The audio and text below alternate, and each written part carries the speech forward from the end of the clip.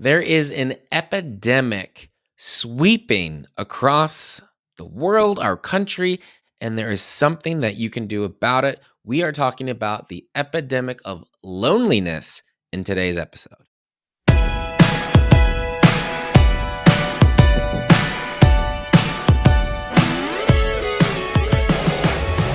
We have a special episode for you today. We've got a friend, a guest of the program on here today on the Catholic Money Show, and we've had him on before.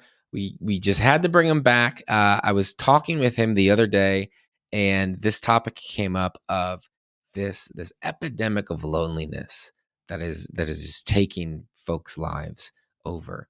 And I just thought, all right, we're having a good discussion here, but I think more people would benefit from it if we kind of pulled them in. So I'm very happy to introduce today's guest. This is Blake Brouillette from Christ in the City, a fantastic organization. And we'll talk more about what they do, how they're combating this epidemic of loneliness on today's show. But Blake, welcome. Thank you for joining us. Jonathan, thank you again for having me back. It shows you said something good when you get asked to come on round number 2. So I hope the last show was beneficial. I'm not 100% sure. I'm pretty darn sure. I think you might be the first repeat guest. Oh, making history in the wallet win this universe. Is a historic episode. We had Blake on a little while ago. Though I'll put a link to that episode in the show notes. Also, a very good one to check out. But we're just very happy to have him on the show today because it's October, and in October we're testing some things. We're trying some things out, and one of those is highlighting particular charities or apostolates throughout the year. So in some ways, we're kicking off this kind of charity or apostolate of the month idea with Christ in the City, because we love the work that you guys do. So for October 2022, it's all about Christ in the City. So I want to hear more about what you guys do, especially if folks didn't listen or watch the other episode. Can you catch us up on what is Christ in the City? What do you do? Who do you serve? Yeah, absolutely. Jonathan, thank you we love being that charity of the month, however you end up wording it, but it's just a joy to be here and kick it off for Wallet Win. Christ in the City. Who are we? What do we do? Why did we get asked back for round 2? I think to keep it short and sweet, we are a young adult formation program. We bring young adults from all over the country and the world to Denver, and we teach them. We equip them to go to the streets and serve the poorest of the poor, the homeless, right? So we bring in people. It's a simple model. We bring in people. They live in community here, 6 people per room, just an absolute great time of a spirit of poverty with just this joy that radiates to not only our missionaries, but the homeless then. And from this joy, we go to the streets regularly, consistently, the same route all year. And we build these friendships, relationships. And then when it's time for the missionaries to leave after their year or 2 is over, they hand those relationships off to the next year's volunteers or the greater Denver community. So kind of all over there in that description, but really just this young adult formation program. And our mission is truly to just know, love, and serve the poor. And we do that through consistency, through friendship. And it's that leads people out of this cycle of poverty. And this poverty and loneliness, I think is going to be the highlight of this episode. And we'll talk more about that in a little bit. Yeah, I think what was fantastic in the last time we talked on the show was just this idea that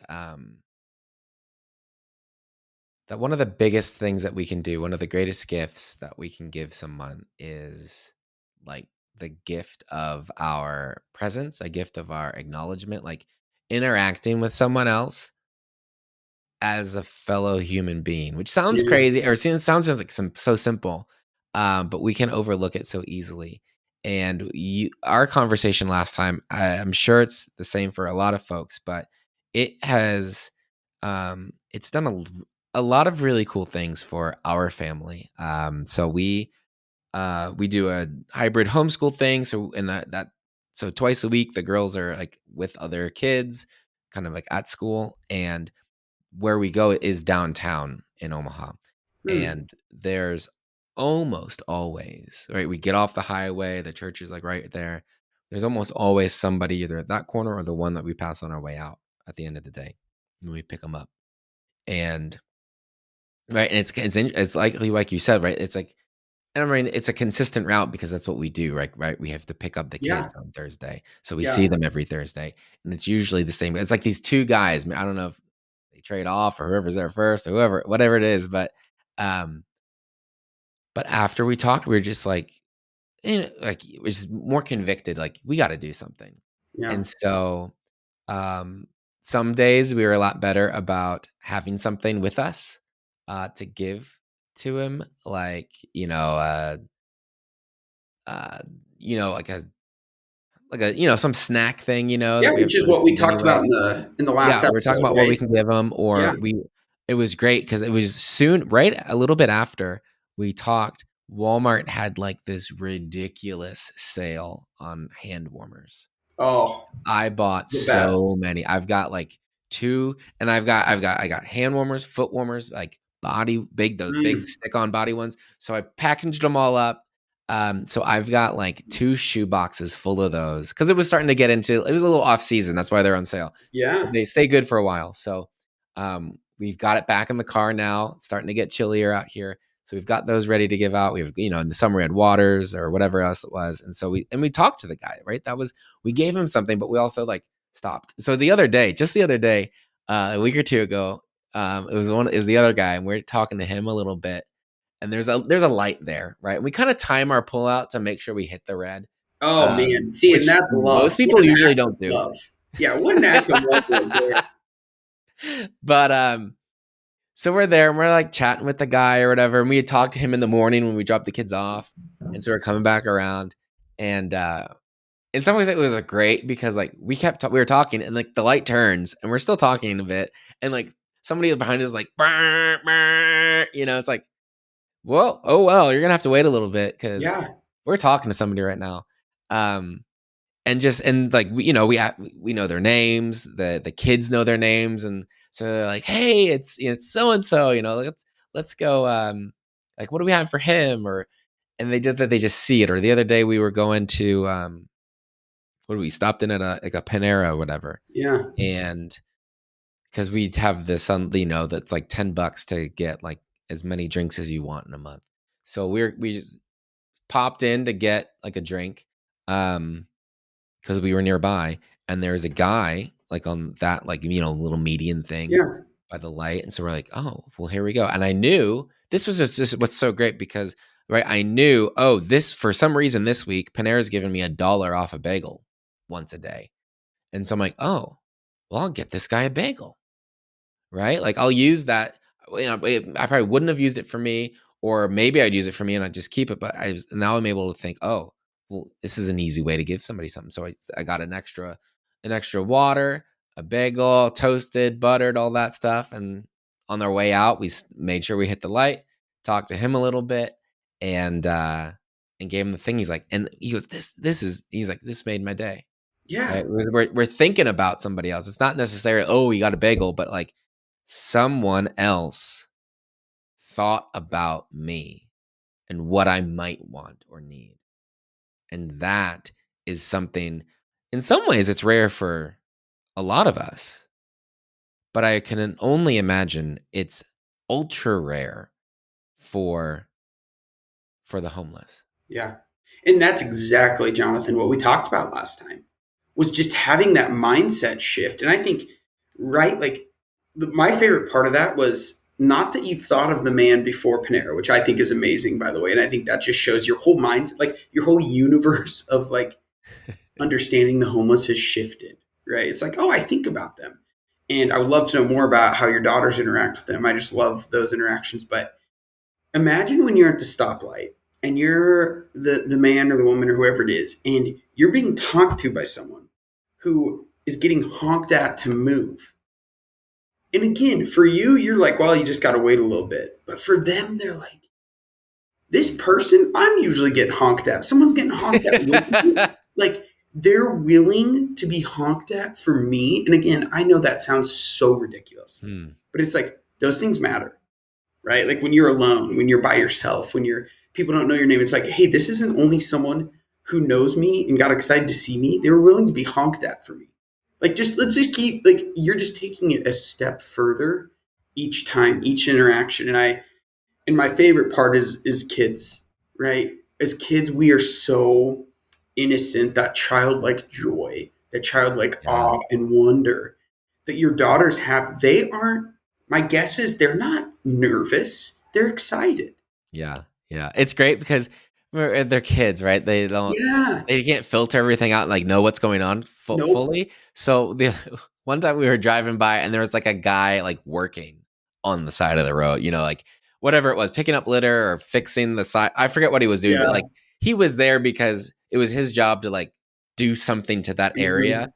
And so the girl saw them and was like, "Hey, there's a guy. Let's give him something." but, I was like, but well, I mean, it's a little different. He's not it's a little, he's not looking for it right now, but but they're understanding that, like, we can help, right? It's like, yeah, what a good Jonathan. Like, that isn't that the dream as a parent? Like, it hey, is. your kids are looking out for their brothers and sisters. Don't even know them. Mhm. Just see someone on the side, and it's like, what a joy. Yeah, it's very good. It's very good. So thank you so much for for what we talked about last time. Again, there's a link to that. I highly encourage you check that one out.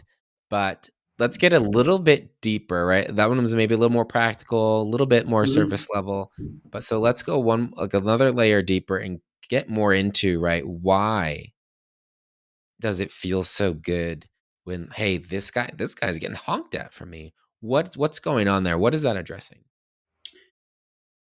I think the reality that it's addressing is like this isolation that the homeless experience. So last year, Christ in the City released a video and it was called "The Rupture of Relationship" and like, why are the homeless homeless? And you could boil this down to one thing: ruptured relationships, Mm, right? With family members, with themselves, with God. Like, if there are relationships that are healthy, there aren't homeless, right? Now, mm, we're not striving for a utopia on this earth, but we know the Lord in our Catholic identity. We're not materialists, but we're not also not stuck in the sky. My men's group was yeah, doing a G.K. Chesterton quote study yesterday, and it was like, yeah, that's so good, right? And it's so real, right? So we know we can do something, but we're not expecting the problem to ever be fully fixed. But what is the problem? Right? It comes down to that, and it's ruptured relationships. So next step, what would prevent someone from going from a ruptured relationship to a relationship, right? And it's this loneliness, this brokenness, this isolation. And it is actually an epidemic. We can speak about epidemics of our time. So, again, Mother Teresa, I'm sure I said this last time, but when she came to the United States, she said the greatest disease is not tuberculosis or leprosy. She said the greatest disease in the Western world is this poverty of loneliness, mm, people being unwanted, unloved, uncared for. And what does that look like? Well, thankfully, science, these psychological studies and these health studies are excellent. And there's been a lot coming out recently due to COVID, but mm, they're very telling. And what we just released, actually last week at Christ in the City, what we just released is just this video, and we cite a study where loneliness and isolation, like put those together, loneliness, mm. isolation, kills more people and is more detrimental to your health than obesity, cigarettes, um, like drugs, whatever. Oh, Loneliness and isolation is the biggest killer, right? And it's like, it is remarkable. And we were this video, these studies, and then you start diving into the studies. I mean, we're gonna keep this like proven scientific here. We're like, we mhm. believe Mother Teresa, but also there's another side, this natural law that we're seeing. And there's been studies, and one study was like talks about how many people have a close friend. Mm. right? And I can't remember the exact study. I should have pulled that up before here, but it's like after COVID, it was like only like 40, somewhere between 40 to 60 or 70%, but you get the point, reported having a close friend. That Mm. means there's 30 or more percent of the United States who can say, I don't have one close friend. That is astronomical when you view it, how simple friendship is. Yeah. And then it's like the amount of people who have a best friend, someone they can actually feel comfortable sharing things with, is ridiculously lower. Mm. And I think this is the reality that our homeless brothers and sisters enter into, right? When you're on the streets, you become isolated, you've broken relationships, you don't feel you're worthy of relationships. And this isolation, this loneliness is the biggest problem for them getting off the streets or getting a life that is more dignified, right? Mm. Because we know a house isn't the ultimate goal. We know these things aren't like ends in themselves. But what they are is closer to that dignified life, which we would all want for someone we care and love, you know? Mm. And that's why Christ in the City's model, what you're doing with your daughters, is so important. We're taking people, like, I love the line we use of the homeless, the poor are not a problem to be solved, but a person to be loved, right? Mm. They're not a problem to be solved. And that is so important when we talk about, the men on the stoplight. They're not, they may have problems, but that in and of itself, they're not a problem that needs to be solved, right? Mhm. It's like, no, they're a person to be loved and encountered by you and your daughters. And from that, that's where things are going to stem. That's awesome. Yeah, um that's you'd mentioned just I mean, I don't know the study that you're talking about, but I just can think that I mean, I don't know how all these studies are done and all that, but I would Yeah. imagine that the homeless are probably underrepresented in their samples. Oh, So yeah. the numbers, I can only imagine the numbers have to be so much higher. Yes. Um, and this idea of ruptured relationship. I mean, Amanda and I have talked about this, and I mean, and we're just very fortunate and very blessed that, it's like we try to walk through a scenario, right? It's like, okay, for some reason, Wallet Win just, I don't know, poof, ceases Thanks. to exist, whatever it is, Yeah. right? So there's our income. But we'd probably be able to find something else. Or what if our house burnt down or whatever it is, like we could stay with our friends or Amanda's Yeah. family or even my family back east. And so we see, those intact relationships are what is keeping us Yes. where we are.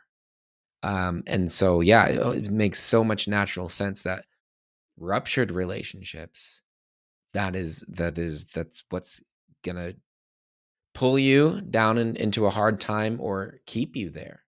And that by rebuilding those relationships and all that, that is a key to getting pulled out Yeah. of a hard time. And we think it has to be so. Of course, like the poor, like we all do, make mistakes, right? We all make mistakes, and we're all players in this ruptured relationship. Hmm. Um, but then you think of the people who did nothing to deserve those ruptured relationships, or maybe even have ruptured relationships, and this loneliness to, and that was a choice to get them out of a bad place. And I think of my friend Arkansas was his name, and he was my he just kind of got off the streets, and we haven't heard from him since. It's kind of hard to keep in contact with some Hmm. people, but I would see him every single day, and Hmm. I saw him every single day for years outside the cathedral in Denver on the same corner, doing some of these to the people passing by, and just flying his sign.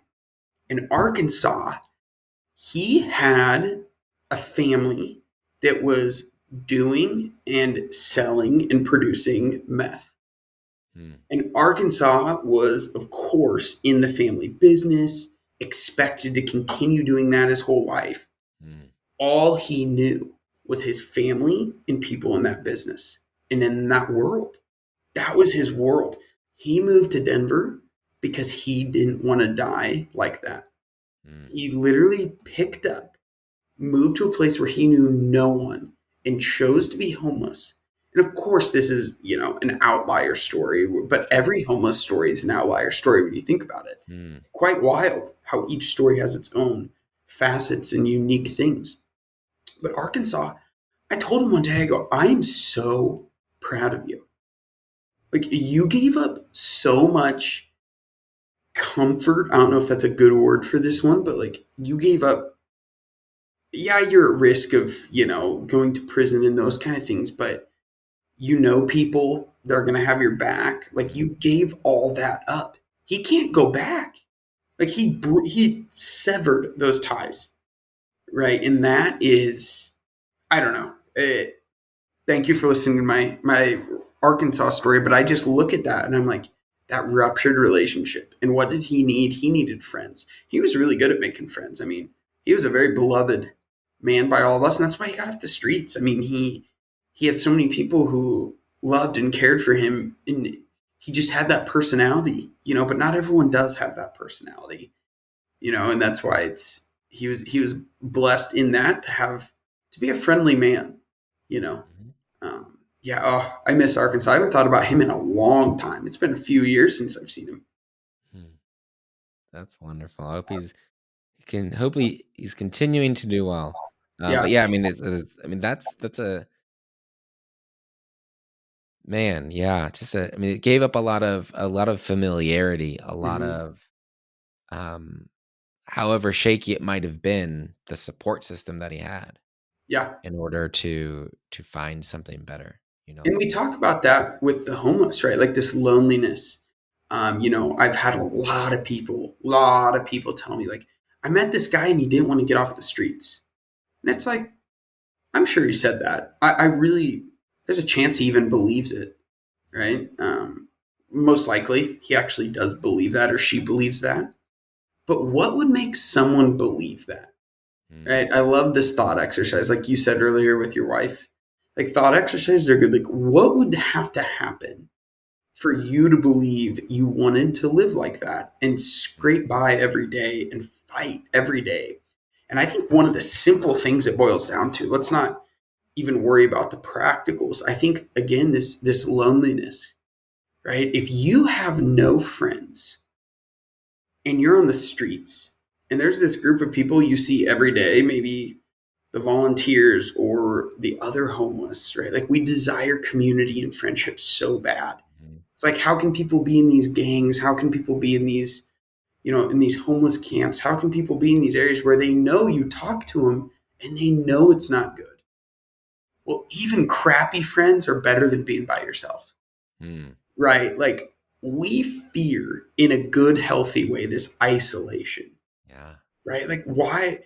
Some of them, I mean, it is really daunting to go get an apartment with no friends to invite over, with no one to casually run by, and you just have four walls and yourself. For some of our friends, this is their reality. And it boils down to that loneliness, that isolation that I can kind of empathize with that, Yeah. you know? And it's like, our communities, our friends mean so much, so much. And we don't even think about it, how lucky we are when it's just a beautiful reflection of like how much the isolation is something we try to avoid. Mm. Oh yeah, we were created for community, Yes. right? We're created in the image of likeness of God, who is in Himself a community, right, of three persons. Yes. And I was listening to this talk. It was by Dr. Jonathan Reyes, Oh yeah. founder Our of founder. Christ in the City, and he was giving a talk somewhere, and he mentioned this, and it just kind of blew me up. Was right when we're babies and we're like staring up and we see, our mom or our dad or whoever it is, like we see them and we understand this like community or family, this relationship thing before we're even aware of ourselves as an Hmm. individual. So like Wow. we are like we're plugged in to relationship before we even understand that we are a thing on our own that could enter into a relationship. It's like My it's that goodness. hardwired, it's that fundamental to being human. And when we lose the opportunity to do that, I mean, what could that do to a person? And I know I think there's a lot we need to be helping folks, and you guys certainly do every day, all year long. I know, and so we can't get too upset about it, but there does seem to be, I think, always seems to be like an uptick in interest around the holidays, right? We get Mhm. together with our family for Thanksgiving, for Christmas, and maybe we are able to maybe step outside of ourselves for just a second, and we can see the blessings that we have, that we do have a community, we have a family to get together with, and all this, and maybe it just triggers something in us of, well, what about the folks who don't? Yeah, So I imagine, right, it pulls up there's a stirring sometimes in us when we come into these special days, and it drives, there's a pull to want to help. Um, I wonder though, does it work the opposite direction for someone who doesn't have that community, right? That day comes up and it's like, right, it's like being single on Valentine's Day, right? You're more aware of it. Do you think it yes. happens like you're more aware of the loneliness when those holidays come up? Completely. Completely. And I don't think, I mean, as much as we're talking about the homeless in this moment, I'd be amiss to not mention it's bad for many people in society too. Mm, So if you're one of those listeners right now who's like, gosh, actually I have the Christmas time blues because I'm just thinking mm, everything I've lost, or maybe a loved one was lost, or broken mm, families, or these things. It's like, actually, the holidays are the greatest time of year for some people and the roughest for the yeah, others.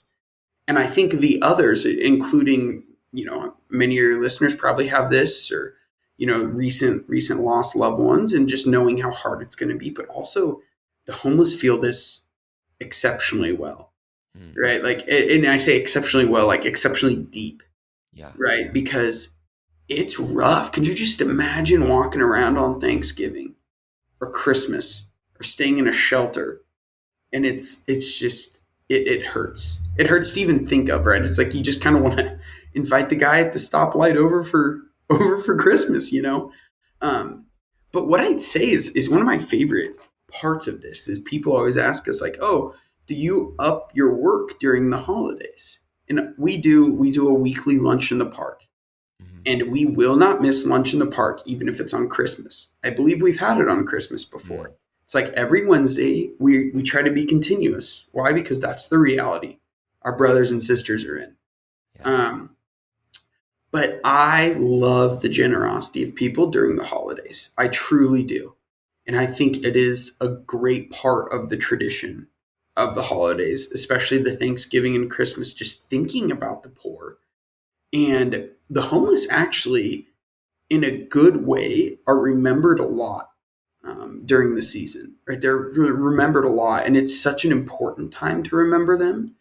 It can be easy, though, to forget about them during January through August, yeah, but it's really healthy in a way, like this, like remembrance of the poor, the remembrance of those who don't have as much during us, right? Jesse trees, all those things, good angel trees, all those things the church does, the Catholic Church has in there in the yeah, back of their church. But and what it does is, like you bringing the bagel to someone at a stoplight. It simply reminds them, someone thought of me.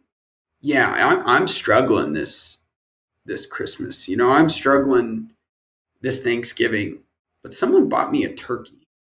And it's like someone cared, and right, it allows these opportunities of intentionality, and I like that we have that intentionality in our giving cycle in the United States in particularly. I can't speak for other mhm. locations, but it really does mean something to the homeless, and I'm grateful for that.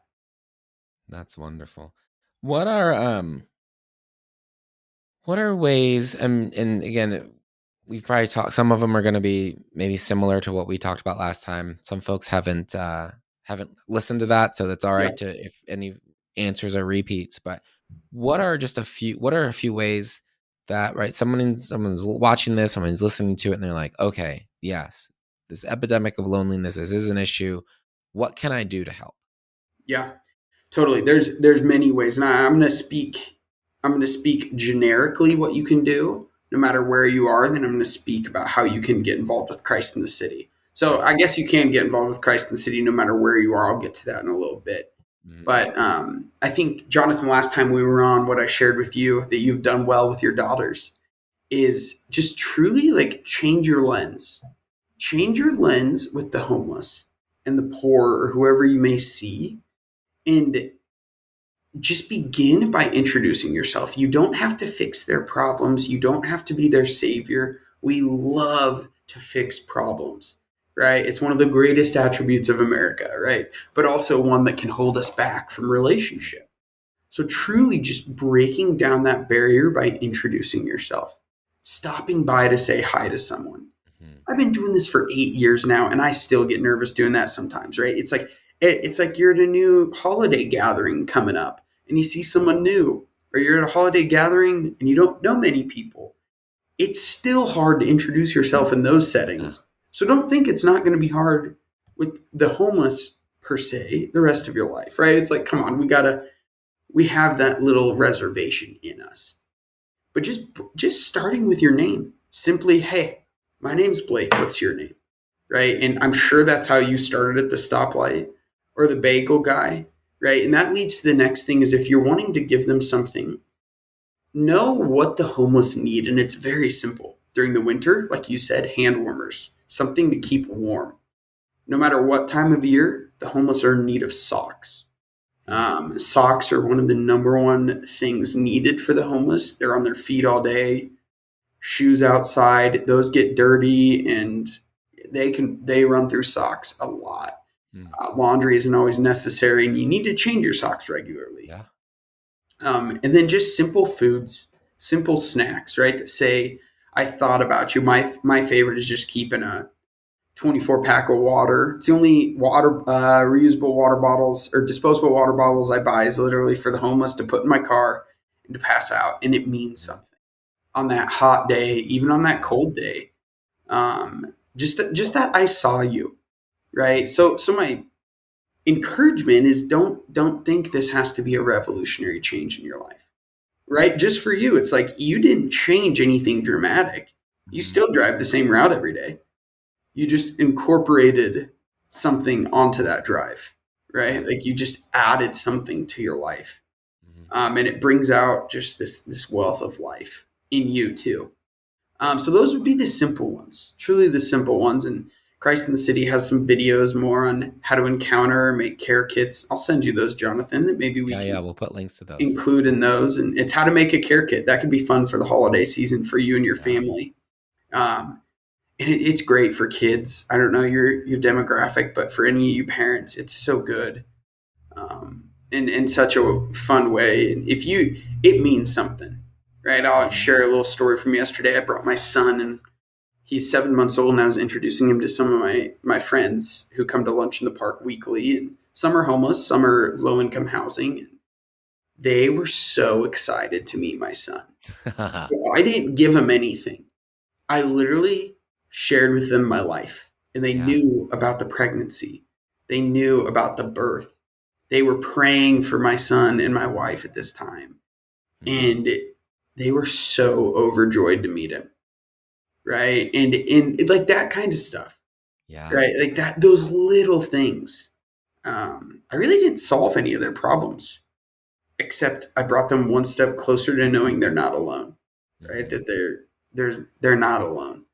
And those are really the big ones I want to encourage everybody to start with. Yeah, we could go into huge things. And then in support of Christ in the City, right? This is the work we do. No matter where you are, we would love for you to partner with us. Join us financially. We have a mission that is not limited to just Denver. We just opened our first other full-time house in Philly. But when you look at our reach and our impact, we have missionaries from every corner of the country. And that's one of my favorite parts about our program. This is truly a nationwide movement that we're doing. So no matter where you are, this is something that applies to your community. Support us financially. Check out our website. Like, view those videos and just be convinced of this. Like, let's encounter each other. Right? Let's encounter each other. Um, these are not in a good order, but my final one, my final like challenge or my final suggestion is don't view the isolated, the lonely, the poor. Don't limit that to only the homeless Mm. or those without material needs this holiday season. Right? Like, it is, we are foolish to think that you only become lonely when you lose material things. Certainly. Material goods has nothing to do with loneliness, Mm-hmm. unfortunately, but fortunately. So at your Christmas parties, at your Thanksgiving events or celebrations, who in your life is lonely? Is it a Mm. family member who just lost someone? Is it someone who just went through a stressful life situation? Like, we don't know, but we know that when we see them, you can tell sometimes, you know? Mm. So I encourage Yeah. you, really go out of yourself this holiday season and encounter the lonely, right? If you have relatives in nursing homes, my goodness, you want to know of a rough population during this time, nursing home Mm-hmm. residents, right? Oof. Yeah, it is just a season to encounter. It's a season of loneliness. So what do we do to counteract that? We go and encounter. And I think that that's a way to do it this season. Yeah. Yeah. In our time, and this is another gem from Mother Teresa, but I ran into this when Amanda and I were missionaries with Focus in fundraising our income for that, and we show folks, right, this idea from Mother Teresa that, right, some give by going and others go by giving, right? Mm-hmm. The mission of Christ in the City. Yes, you have, your missionaries who come from all over who are giving, their time, um, but it wouldn't be possible if there wasn't any financial support. Completely. And so I just want to encourage everyone who's listening to this to, check out Christ in the City. And I really implore you to consider making a donation. They do incredible work.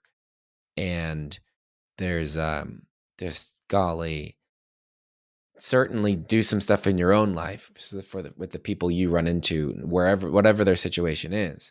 But I want to just put it before you to think about, take it to that next level, make it even more intentional in more areas of your life. So take, right, our finances. We know this isn't a gift given to us. The church even teaches in the catechism that one of the reasons we work is so that we can provide for the poor. And so let's live that out. And right now, I mean, right, it's October. It's kind of the one we want to highlight right now is Christ in the City. So we have a link down below that takes you to their website so you can give. Um, and when somebody gives, I guess what all does that money do Yeah. for you guys and for the folks you serve? Yeah.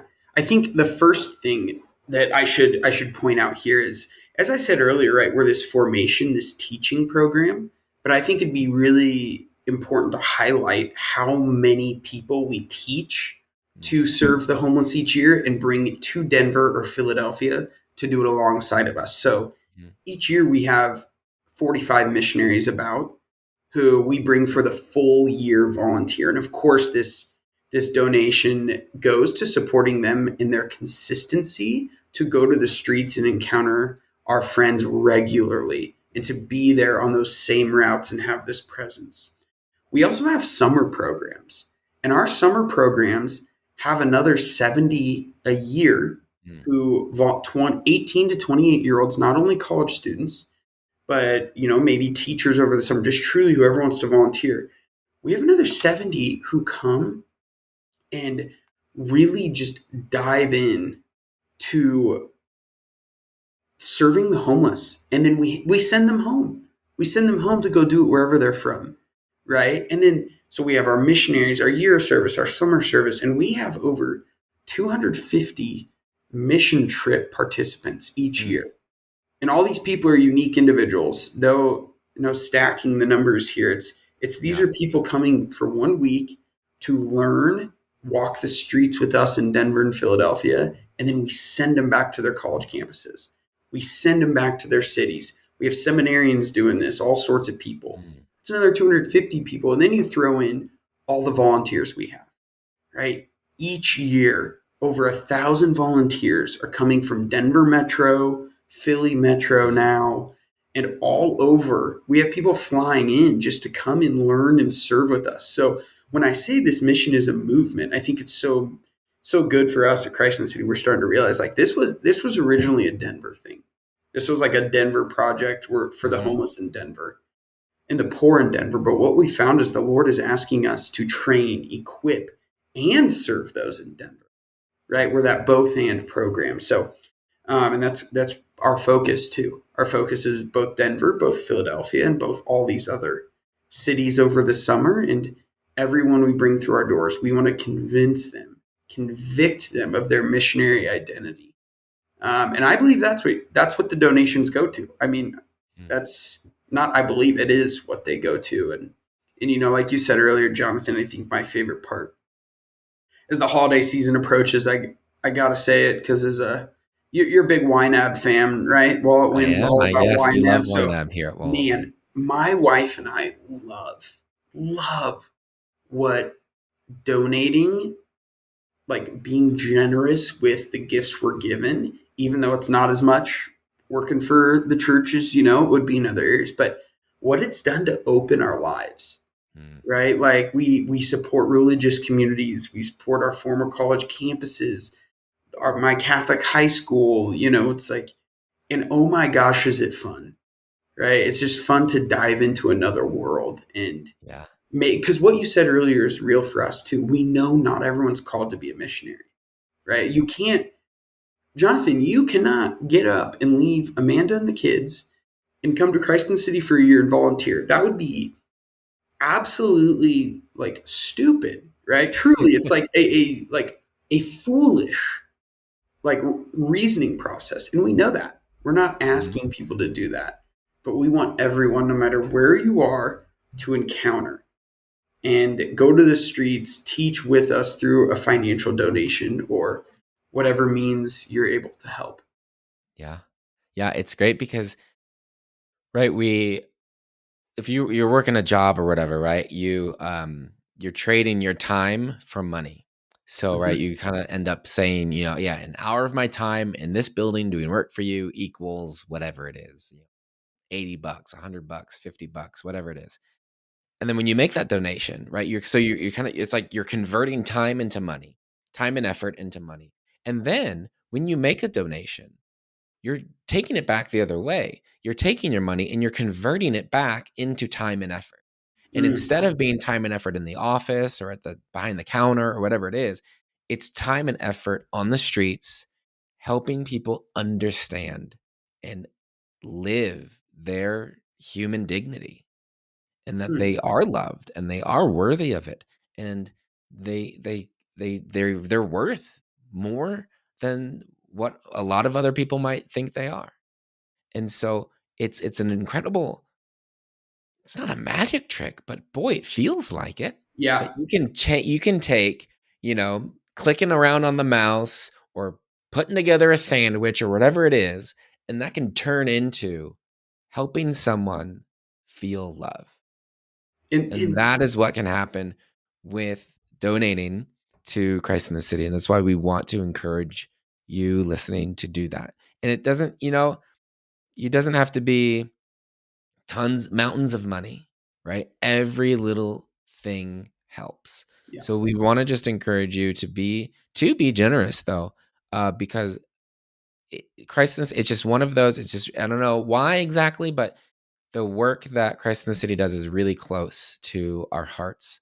And um, yeah, we love Christ in the City. We believe in it. And it is definitely a worthy place to to make a donation to get involved in that way. So we really encourage you to do that. Thank you, Jonathan. I really appreciate that. Yeah, I love you say like it's like a magic trick, right? And it's like that is so much the spiritual life, though, Yeah. right? Like what is one Hail Mary to us? It's like yeah, on its surface, if we only are thinking this world, it's you just clicked a button and $5 went from your account to this account, right? And then it'd end. But no, that's no, like we can go farther than that. Or what is one Hail Mary? It is saying a sentence. Like if we're to call it out what it is. Mm-hmm. But no, that is not the case for either of those things.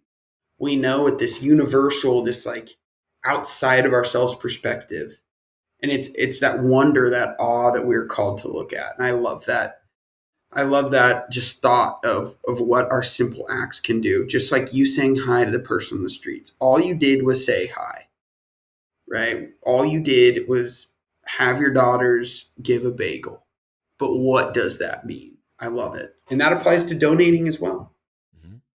Yeah. So make a little room, get a little, get a little room in your budget and include Christ in the city, however it is that you can. I think it is such a worthy cause, such amazing work. And I just look forward. I just hope to see the generosity of wallet winners show up and help make this great mission possible. So Thank you, Jonathan. we'll have links to all the different resources that Blake mentioned in the show notes, as well as, of course, an easy link for you to get involved on the financial way. And it can be a couple bucks. It can be, right? It could be $2. It could be $2,000. It does, like, as long as you're getting involved, right? You're sending some little bit of your life, some little bit of your time and effort to the streets to help people know that they're loved. So I really And if encourage you're you to do in that. Denver or Philly, come on down. We'd love to have you volunteer with us. Absolutely. Yes. So all of that information will be listed below the video or in the show notes if you're listening. And again, we are so happy to have you on here, Blake. We're so happy that Christ in the City is around and that we get to play some role in the amazing work that you do. Thank you so much, Jonathan. Love what you do. Go YNAB. There we go. All right. God bless you.